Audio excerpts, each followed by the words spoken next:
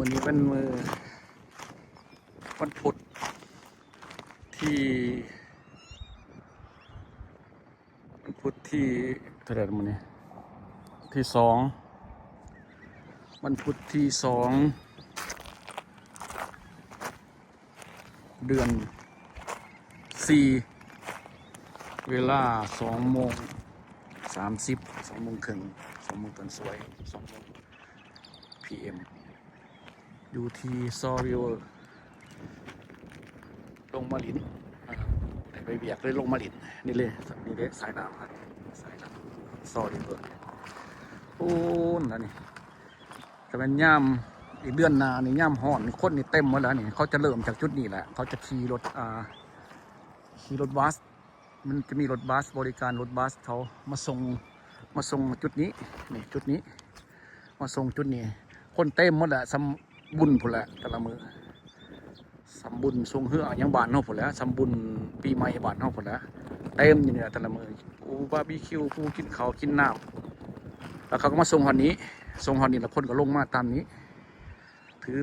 กงรถกงล้อย่างได้มานี่ก็มาเริ่มจากจุดนี้แหละสตาร์ทจุดนี้แล้วก็ไปเลยพุ่นละไปพุ่นแล้วมันก็มีสถานที่ห้องหับอยู่พุ่นต่อหน้าพุ่นแต่ละจุดมันจะมีเจ้าหน้าที่เขายืนแบบเบิ่งว่าเขาอย่างเขาอันตรายต่างๆนะอย่างนั้นมีอันตรายต่างๆมีเขาก็ยืนบนจุดที่มันสำคัญบนมันมีแก่งมีหินเขาก็ยืนเป็นจุดจนพุ่นละจนหอดพุ่นแล้วประมาณ2 ชั่วโมงพุ่นแล้วจังสิหอดจุดมันคอยลองไปแล้วบางคนเขาก็มาเป็นโมเป็นคณะบ่มแล้วดนตรีแบบคืออยู่พุ่นแล้วคืออยู่ว่างเวียงบ้านเฮาหมดแล้วเข้าไปเต็มหมดแล้วแถวเนี่ยแต่เดือนนี้มันยังหนาวอยู่นี่คนบ่คอยมาอากาศยังหนาวอยู่แต่บอกว่าปีนี้มันเป็นยังจังหวัดหนาวยังหนาวเดือน4ธรรมดาเดือน4เดี๋ยวมันร้อนแล้วไอ้มื้อนี้ก็หนาวมื้อนี้จักองศาเนี่ยจักองศาเนาะจักองศาวันนี้เฮ้ยจักองศาบางชั่วโมงก็เห็นอยู่นี่66 องศาฟาเรนไฮต์นี่66ก็ถือว่าหนาวนะเย็น53เหรอโอ้สูงสุด66เนาะ53องศาถือว่าหนาวนะเย็นนะพูดแล้วพูดไม่หนาวมันจะไหลมาแต่พูดละตะทึกพุ่นไม่มาแต่พุ่นละไม่ไหลมาเกิดอะไรไม่น้ำซอริวน้ำใสเย็นมีคนมาตึกเบ็ดตึกปลาแถวนี้แล้วบอลเนี่ยก็บอลจอดรถครับบอลจอดรถแต่เขาจะไปต่ออีกนี่สิขึ้นไปจุดหนึ่งอีกต่างหากจากจุดนี้เป็นจุดที่คนมักลงมาหลายเขามาเริ่มสตาร์ทแต่จะมีจุดเทิงแต่มีคนไปอยู่ไปแต่หากพวกเขานี่เคยไปแล้วขน่อยเคยไปแล้วเคยมาลอยห่วงยางเขาแล้วทูปิงเขาแล้วเคยมาแล้วมัน4-5 ปีหลังเคยมาแล้วคนหลายบริเวณจังสีร้องนี่เงียบอันนี้เทมโปหัวเป็นยังที่มันเงียบแท้มันหนาวนะเนาะอากาศมันหนาวแต่มีเยอะคนมาเลยแต่น้อยเลยอีกอย่างหนึ่งมันนี่ก็เป็นมือวันพุธวันเห็ดเบียกเขาเนี่ยเขาบริพักการเขาบอกกับบริมาคนแรกวันเสาร์วันอาทิตย์แล้วเต็มหมดแล้วแถวนี้เขาก็เห็ดเป็นตูเมียนอยู่นี่แล้วเป็นตูเมียนอัน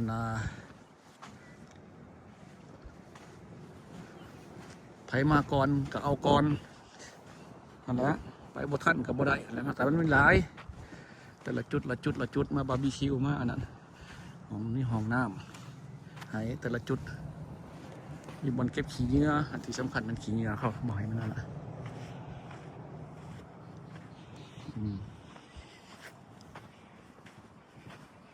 เขาเอาเล็กออกเมียนนี่เขาบอกอยากให้รถใหญ่แลนลงไปฮอตแคมป์น้ำเลยเขาเอาเล็กมาจัดเมียนเลยส่วนหลายทางตลาดมันเจ้าหน้าที่ จ้าหน้าที่เขาจะลงหรือว่ารถคือได้รับอนุญาตต่างๆนะจังได้ลงแต่เป็นรถบริหารอนุญาตนึกจะเขามันจะมีทางให้เขาทางมาจอดเลยจอดเสร็จแล้วมันก็มีห้องน้ำมี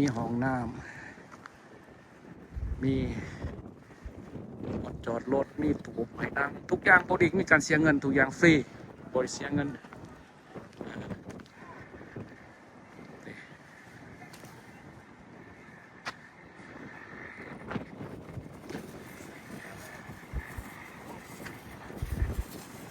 เสียเงินแต่ว่ามันก็มีบางช่วงได้ล่ะมีบางช่วงเคยมาบางปีก่อนเคยเขามารู้สึกว่าเก็บเงินเลยเก็บเงินแต่ว่าเขาก็บอกให้มีเจ้าหน้าที่เก็บดอกแต่ว่ามันมีบอลมันจะมีเสามีตู้หนึ่งนะเขาปอนเข้าไปนะหันหนาเขาอยากให้ก็ให้เขาบ่อยากให้ก็บ่เป็นยังนะแต่หลายคนเขาก็ให้แล้วเพราะว่านึงมาเอาเงินอยู่ในจำนวนนั้นเขาก็มาบูรณะต่างๆนี่แหละแต่บ่ให้เขาก็บ่เป็นยังบางคนเขาก็ปอนใส่แต่ว่ามีคนมาเก็บดอกมีตู้เสียเอาบัตรเท่านี้แล้วเอาบัตรจ่ายกันมีเงินสดหยอดอย่างนี้หยอดเข้าไปมันก็จะมีปีสัตว์ออกมาให้เขามีใบดินออกมาให้นี่แหละบนจุดที่เขาลองเขาทูบิงกันอยู่นี่แหละแม่น้ำซอริเวอร์แม่น้ำลักอยู่นี่แหละน้ำลักอยู่ที่อาริโซนาอยู่นะ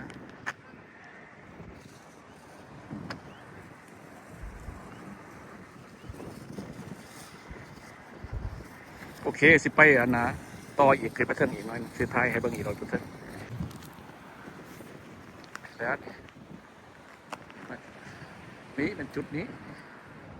สายน้ำเดียวกันแหละแม่น้ำเดียวกันแหละนี่นะซอยเบอร์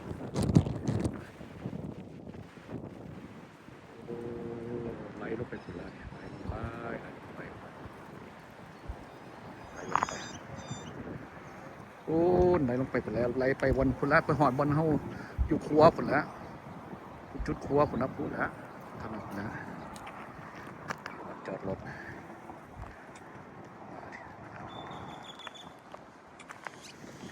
นี่ต้นไม้ต้นนี้นี่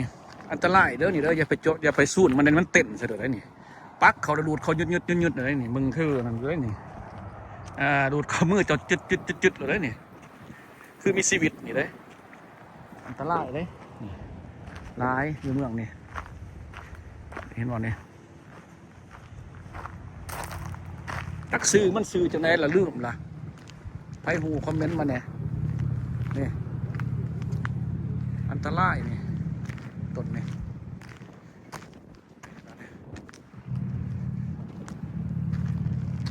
ไปอยู่ไกลเต้นใส่มือจะได้ไปสัมผัสสัมยังอยู่บ่ได้เลยสัมผัสเต้นใส่มือที่สำคัญก็มีห้องน้ำอีกที่เก่าแล้วมีบอลจอดรถกวางขวางนี่นะทุกอย่างฟรีหมดแหละบ่มีดอกเสียเงินเสียคำบ่มีดอกใส่ฟรีบ่มีคนมาเฝ้าบ่มียังมาเฝ้ายังนี่อีกแต่ว่าเขาก็มีตู้ให้จ่ายเงินอยู่กันใครอยากจ่ายก็จ่ายเขาก็บ่ได้ว่าหยังดอกแต่ส่วนหลายก็คือเขามาคือวันธรรมดาสิก็บ่ได้จ่ายให้เขานี่แหละเอาอยากเขาฟรีก็บ่เป็นหยังอยากจ่ายก็ได้บ่อยากจ่ายก็ได้นี่บ่จ่ายเงินสิให้ไปเบิ่งตู้จ่ายเงินเขาอยู่จุดบางกีนั่นคือกันสถานที่ท่องเที่ยวแต่ละจุดมีแบบนี้เบิดแต่ว่าสถานที่ท่องเที่ยวที่บ่ใหญ่ว่าซั่นซะคันใหญ่ๆแท้ๆเขาก็มีคนงานประตูแล้วก็ได้จ่ายเงินคือบ้านเฮานะแต่ว่าอยู่นี่นี่ว่าเขาจะมีบ่จ่ายเงินอยู่นี่ล่ะนี่เห็นนะมาเพเฮียนี่เห็นบ่จ่ายทุกอย่างจ่ายอยู่นี่ล่ะแค่มีคนจ่ายเนี่ยคนบ่จ่ายเนี่ยก็บ่ได้เป็นหยังแต่หลายคนเขาก็มีจิตสำนึกอยากจ่ายเพื่ออยากซอยให้ได้จัดหน้าที่ให้ได้ปรับปรุงสถานที่แต่คันบ่ซอยเขาก็มีเงินเขาอยู่แล้วมีเงินเขาอยู่แล้วมีเงินในการบูรณะอยู่แล้ว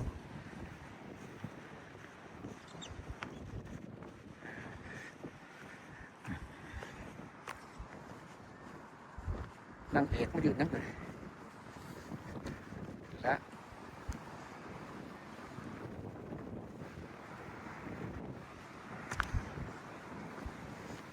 เป็นสถานที่เดียวกันขี่ออกจากเคลื่อนกับพวกไกลใกล้ๆสถานที่ท่องเที่ยวเลยพักผ่อนของคน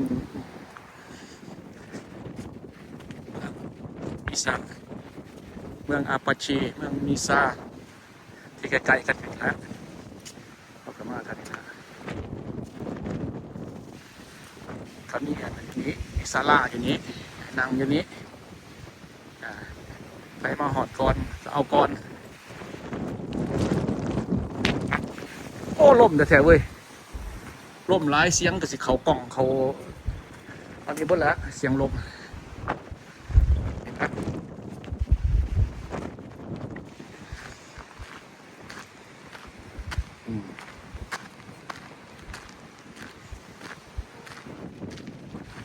อ๋อล่มแต่แถวเด้อล่มร้ายโ